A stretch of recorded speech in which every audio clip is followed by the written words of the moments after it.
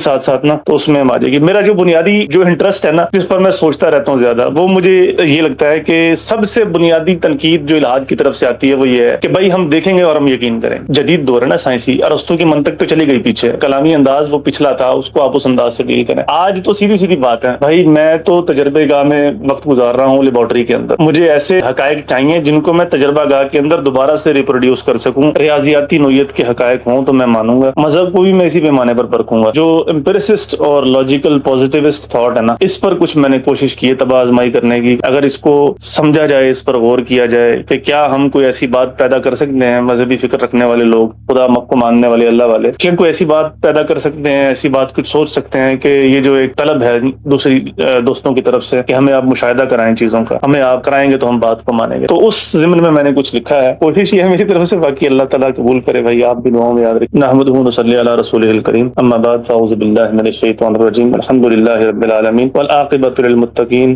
والصلاۃ والسلام علی الانبیاء والمرسلین خصوصا علی افضلہم وخاتم النبیین محمد الامین وعلی آلہ وصحبہ اجمعین. اما بعد. اب راکم چونکہ میں خود ہی ہوں تو میں اس کو اس طرح سے پڑھ دیتا ہوں، ساتھ ساتھ کوئی بات ایسی ہے کہ سمجھانے والی تو میں اس کو بیان بھی کر دوں گا. اب حضرت فرماتے ہیں کہ انسان ہمیشہ سے عقل، مشاہدے، سائنس اور فلسفے کے ذریعے وجود کی حقیقت کو سمجھنے کی کوشش کرتے آیا ہے. ہم نے یہ ہمارے پاس مستند ذریعے ہیں جن سے ہم نا وجود کی حقیقت سے مراد کیا کہ میں یہ کائنات، میرے اندر اور باہر کی پوری دنیا جو ہے، اس کو کلی طور پر سمجھنے کی کوشش نہ ہم نے ان تمام ذرائع سے کی. عقل سے بھی کرنے کی کوشش کی، مشاہدے سے، سائنس اور فلسفے سے بھی. انسان نے جیسے جیسے علم مرتب کیا ہے ان تمام ذرائع سے وہ اس وجود کی حقیقت کو سمجھنے کی کوشش کرتا رہا ہے. علم کی تمام تر وسعتوں اور تحقیق کی تھکا دینے والی مسافتوں کے بعد بھی ہم اس کائنات کے بڑے سوالوں کے سامنے خالی ہاتھ کھڑے. مطلب جہاں اگر آپ 4000 سال بھی لکھیں انسان کے شعور کے، علم مرتب ہوتا آیا، ہماری عقل، ہمارا مشاہدہ، ہمارا تجربہ، سائنٹیفک نالج، یہ سب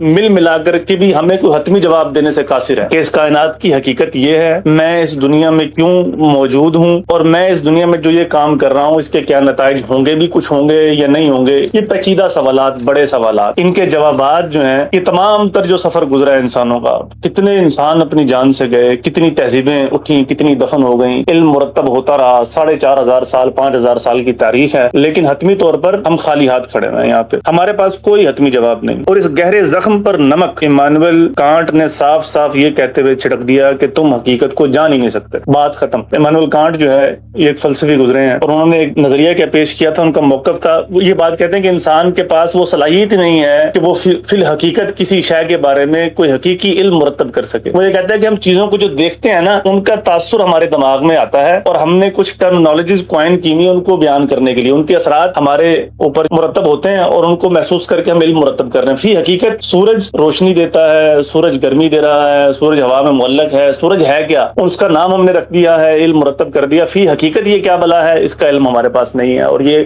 ہم یہاں تک نہیں پہنچ سکتے. یہ اس کا موقف تھا. جب وہ یہ بات کہہ رہے تھے تو یہ واقعتاً ایسے ہے کہ ہمارے زخموں پر نمک چھڑکنے کے مترادف ہے. ایک تو ہمیں علم نہیں ہے، دوسرا ہمیں یہ کہہ دیا جائے کہ تمہارے پاس صلاحیت ہی نہیں ہے. کانٹ کا موقف تھا کہ انسانی ذہن دنیا کو صرف اپنے ادراک اور ذہنی حدود میں سمجھ سکتا ہے. یعنی میری پرسیپشن اور میرا جو مینٹل سٹرکچر ہے اس کی حدود میں چیز کو سمجھ سکتا ہوں. میری پرسیپشن بھی کیا ہے، وہ سلیکٹیو اپیل ہے. میں کسی شے کو، کسی آبجیکٹ کو دیکھتا ہوں تو میں جب اس کی جانب میری توجہ مبذول ہوتی ہے تو اس کو بھی میں کسی خاص زاویے سے دیکھ رہا ہوتا ہوں. فی الحقیقت اس کے تمام پہلوؤں کا احاطہ کرنا بھی میرے بس کی بات نہیں ہے. اکیلے کی 4 5 6 لوگ یا اجتماعی طور پہ اکٹھے ہونے تو شاید احاطہ بھی کر لیں، لیکن یہ بات وہ یہاں پر بیان کر رہا ہے. یعنی ہم چیزوں کو کسی کو جیسی وہ اصل میں ہیں ویسے نہیں دیکھ سکتے اور نہ ہی سمجھ سکتے ہیں، بلکہ ہمارا ذہن جیسے انہیں دکھاتا ہے ویسے ہی ہم انہیں دیکھتے ہیں. یعنی ہمارے ذہن کی انٹرپریٹیشن ہے یہ ہمارے ارد گرد جو کائنات ہے. کائنات کی حقیقت کا ہمیں علم نہیں ہے، اس کی انٹرپریٹیشن ہم نے کی ہوئی ہے جیسے جیسے علم ہم نے مرتب کیا. اس کو کانٹ نے شے فی نفسہ ہی، تھنگ ان اٹ سیلف کا جو فلسفہ تھا وہ کہا، جو ہمیشہ ہماری پہنچ سے باہر رہتی ہے. یہ سوچ ایک طرح کا فلسفیانہ انکسار بلکہ مایوسی اور قنوطیت پیدا کرتی ہے. اور حقیقت یہ ہے ہم کائنات کی پیمائش تو کر سکتے ہیں، مادے کو بیان تو کر سکتے ہیں، قوانین فطرت کا مطالعہ بھی بخوبی کر سکتے ہیں، مگر وجود کو فی نفسہ ہی جاننے بارے ابھی تک لاجواب ہے. یعنی یہ وجود، جیسے میں نے کہا ایگزسٹنس، میری اس کائنات کی ایگزسٹنس جو ہے یہ وجود ہے، ٹھیک ہے، اس کو سمجھنے کے بارے میں حتمی علم ہم نہیں بیان کر سکتے. اور مجھے ذاتی طور پر یہ بات سخت پریشان کن اور تذلیل امیز لگتی ہے کہ میں زندگی کا کاروبار چلائے جا رہا ہوں، صبح اٹھتا ہوں، شام کرتا ہوں، زندگی یوں ہی تمام کرتا ہوں، جیتا ہوں، مرتا ہوں، مگر اس سارے قصے کی حقیقت کا ایک ذرہ بھی میری گرفت میں نہیں ہے. یہ عجیب و غریب جو ہے نا، یہ قنوطیت یا یاسیت اس کے اندر ہے پورے پس منظر منظر میں. یعنی میں زندگی جی رہا ہوں, میں اپنا کاروبار زندگی بھی سنبھال رہا ہوں, لیکن مجھے یہ نہیں پتا کہ میں یہاں پہ ہوں کیوں, مجھے یہ نہیں پتا کہ یہ کائنات کیوں ہے. یہ بڑے بڑے سوالات. اب ذرا ان لا ینحل سوالات کا اندازہ لگائیے, لا ینحل جو بھی حل نہیں ہوئے, ان کا اندازہ لگائیے کہ ہماری گرفت میں کیا کچھ ہے اور کیا نہیں ہے. مثلا پہلا سوال تو یہ کہ آخر یہ کائنات سرے سے موجود ہی کیوں ہے. پہلا سوال تو یہی آتا نا پہلے, یہ کائنات ہے ہی کیوں. پھر اس سے بڑا سوال کہ ایک شعور رکھنے والی مخلوق کو اخلاق, جذبات اور اپنے وجود پر سوال اٹھانے کی صلاحیت دے کر زمین پر کیوں بھیج دیا گیا. اب میں یہاں پر جو پڑھ رہا ہوں یہ میرے شعور کی پروڈکشن ہے جو میں نے آپ کے سامنے رکھ دی ہے. مجھے یہاں اس دنیا میں بھیج دیا گیا ہے, خوشی بھی ملتی ہے مجھے, مسرت بھی ملتی ہے مجھے, تکلیفیں بھی ہیں, سب کچھ ایک پورا مکس قسم کا پیکج ہے. لیکن بہرحال ایسی مخلوق کو اس زمین پر بھیج دیا گیا. انسانی فطرت مادی بقا سے آگے بڑھ کر مسلسل معنی کو تلاش کرتی ہے. اب ہم معنی تلاش کرنے کے لیے بیٹھے ہیں, مسلسل محنت بھی ہے, لیکن بہرحال ہم یہ بھی تو تلاش کرنا چاہتے ہیں نا کہ بھائی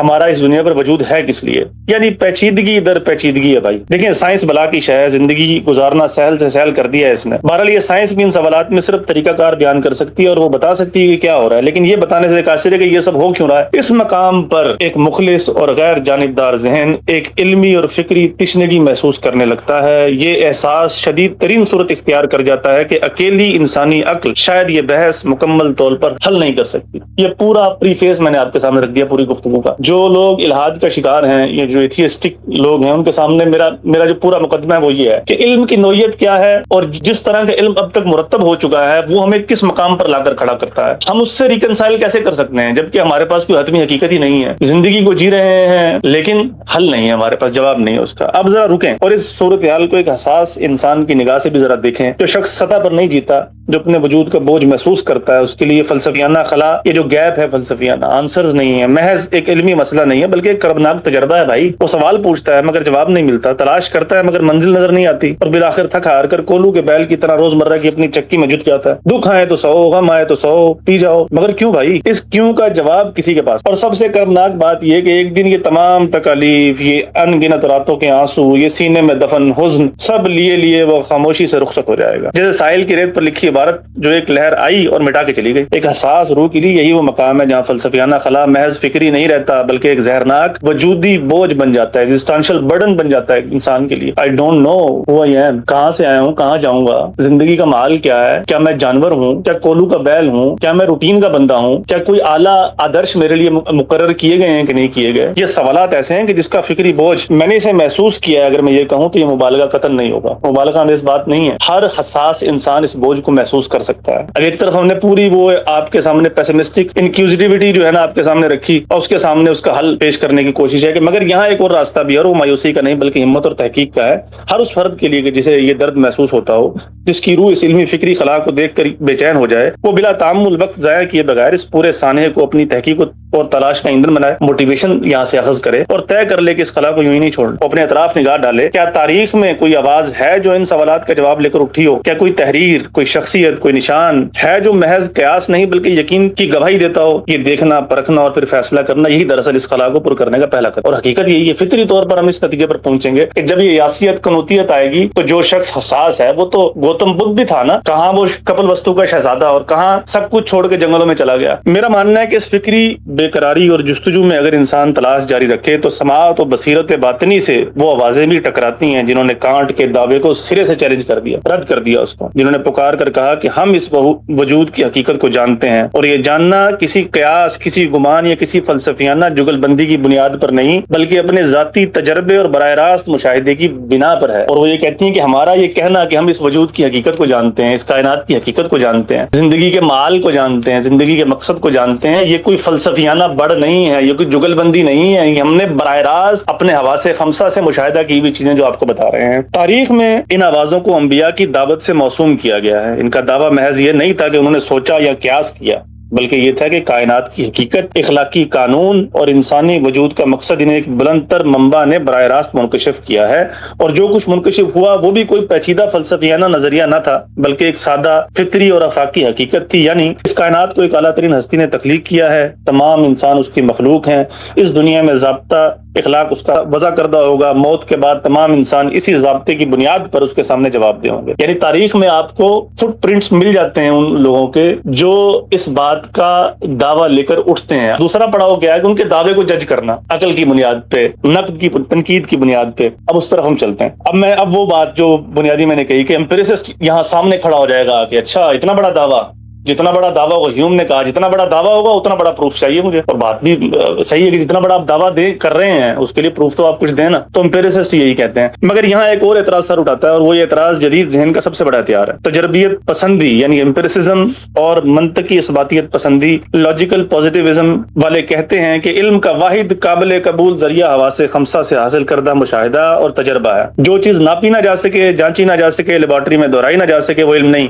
محض وہم ہے. وحی اور نبوت کو وہ اسی بنیاد پر رد کرتے ہیں کہ یہ تجربہ گاہ کی کسوٹی پر پورا نہیں اترتا. بظاہر یہ اعتراض بڑا مضبوط لگتا ہے، مگر ذرا گہرائی میں اتریں تو اس کی اپنی بنیادوں میں دراڑیں نظر آتی ہیں. کیا یہی امپیریسسٹ اپنی روزمرہ زندگی میں صرف ذاتی مشاہدے پر چلتے ہیں؟ ہرگز نہیں. مطلب اگر یہ اصول رکھا ہے انہوں نے کہ ہر علم کو ناپا جائے گا، تولا جائے گا، اس کی پیمائش کی جائے گی، اس کو لیبارٹری میں ٹیسٹ کیا جائے گا، پھر مانا جائے گا، تو کیا اپنی روزمرہ زندگی میں کیا اسی اصول پر چل رہے ہوتے ہیں وہ؟ ہرگز نہیں. اگر کوئی قابل اعتماد شخص آ کر کہے کہ پڑوس میں آگ لگی ہے تو کیا یہ لوگ یہ کہتے ہوئے بیٹھے رہیں گے کہ جب تک ہم خود نہیں دیکھیں گے نہیں مانیں گے؟ ایسا بالکل بھی نہیں ہے. یہ فوراً اٹھ کھڑے ہوں گے. کیونکہ انسانی زندگی کا ایک بڑا حصہ شخصی شہادت یعنی قابل اعتماد گواہی پر چلتا ہے. تاریخی واقعات، طبی تشخیص، عدالتی فیصلے، سائنسی دریافتیں، سب میں گواہی کو بنیادی ماخذ علم کے طور پر مانا جاتا ہے. شرط صرف یہ ہوتی ہے، اچھا یہ ماخذ علم تو ہے، یعنی ہماری جو ٹیسٹیمونیل جو نالج ہے تو صحیح ماخذ علم، لیکن اس کی شرط کیا ہے؟ گواہ قابل اعتماد ہو، اس نے بذات خود مشاہدہ کیا ہو اور اس کے بیان میں ذاتی مفاد کا شائبہ نہ ہو. اگر بنظر غائر دیکھیں،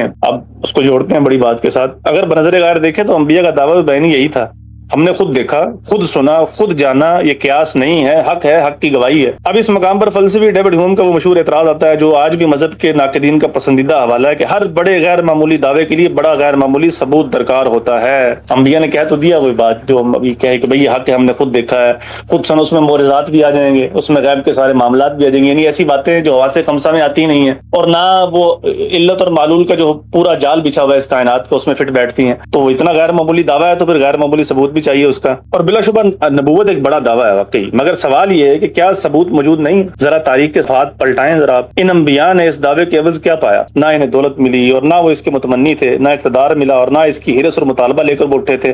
جو پہلے اپنے قبیلے اور قوم کے چہیتے تھے ان کو ان کی قوم کے قبیلے والے ہی قتل کرنے کے در پہ ہو گئے. انہوں نے پتھر کھائے، لوگوں کی تکذیب سہی، استہزاء برداشت کیا، جلا وطنی جھیلی، کئی تو قتل کر دیے گئے. اپنی جانیں دے دیں مگر اپنی بات سے ایک انچ نہ ہٹے. کوئی جھوٹا اتنی بڑی قیمت نہیں چکاتا. جھوٹا آدمی دباؤ میں مڑ جاتا ہے، مکر جاتا ہے، سودا کر لیتا ہے، مگر یہ لوگ سودے کی زبان جانتے ہی نہ تھے کیونکہ انہیں یقین تھا، شک نہیں تھا، چیز خود دیکھی ہوئی تھی. بھئی اگر کسی قسم کا بھی کوئی اس میں جھول ہو، کوئی مفاد اس کے اندر شامل ہو یا کوئی ذاتی اپنی الوہیت چاہ رہا ہو کوئی شخص، تو اس کے پاس تو بہت سارے جو ہے نا بہانے ہوں گے کہ وہ اپنی بات سے مڑ جائے یا ہٹ جائے. لیکن انبیاء کی زندگی اگر دیکھیں تاریخی طور پر تو ہمیں ایسا کوئی بھی ثبوت نہیں ملتا. جو سب سے زیادہ سوچنے پر مجبور کرتی ہے وہ یہ کہ مختلف بر اعظموں میں یعنی صدیوں کے فاصلے پر ایک دوسرے سے بے خبر یہ تمام آوازیں اٹھیں اور سب نے بنیادی طور پر ایک ہی بات کہی. یعنی اب دنیا میں جتنے بھی مذاہب ہیں ان سب کو اگر آپ ریڈکشنزم کے تحت کسی بنیادی بات کی طرف لے کے جائیں تو ایک اعلیٰ ترین ہستی کا وجود ملے گا. بعد سے بعد الموت کی بات آپ کو ملے گی.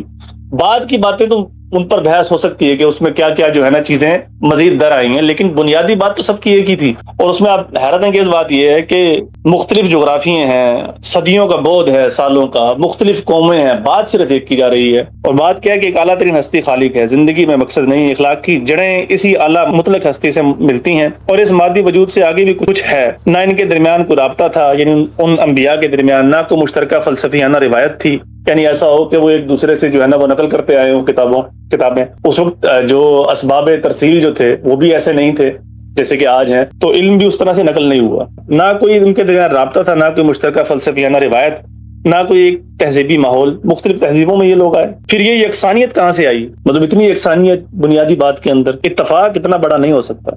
یہ یکسانیت خود ایک خاموش مگر بلیغ دلیل ہے کہ شاید یہ سب ایک ہی حقیقت کی طرف اشارہ کر رہے تھے، ایک ہی منبع سے سیراب تھے. ذرا کوشش ہے کہ اس پوری گفتگو کو سنبھول لیا جائے. ایک غیر جانبدار ذہن جب اس پورے مقدمے کا جائزہ لیتا ہے تو وہ نہ اسے آنکھیں بند کر کے رد کر سکتا ہے، نہ اسے جذباتی مذہبیت قرار دے سکتا ہے، بلکہ ایک فکری ڈھانچہ موجود ہے، ایک داخلی منطق موجود ہے، ایک قابل غور امکان تو بہرحال ہے، انسانی عقل کی حدود کا اعتراف اور ان وجودی سوالوں کی سنجیدگی، پھر شخصی شہادت کا فلسفیانہ جواز، انبیاء کے کردار کی تاریخی گواہی اور پیغام کی وہ حیران کن یکسانیت جو کسی سازش یا اتفاق سے نہیں سمجھائی جا سکتی، یہ سب مل کر اس مقدمے کو عقلی میدان میں کھڑا رہنے کی سکت دیتے ہیں، اس کو پیلیٹیبل اور پلازیبل بناتے ہیں۔ یہ تحریر کسی کو زبردستی کوئی نتیجہ تھوپنے کے لیے نہیں لکھی گئی، ملد ہو، عقل پرست ہو، منطق کا دل دادا ہو، اس سے کوئی جھگڑا نہیں۔ دعوت صرف یہ ہے کہ ایک بار اس مقدمے کو اس عقل کی کسوٹی پر پرکھا جائے جس پر ہمیں فخر اور ناز ہے۔ سوال پوچھو، تاریخ کنگالو، کردار کو جانچو، دلیل کو تولو۔ اگر یہ مقدمہ غلط ہے تو عقل خود رد کر دے گی،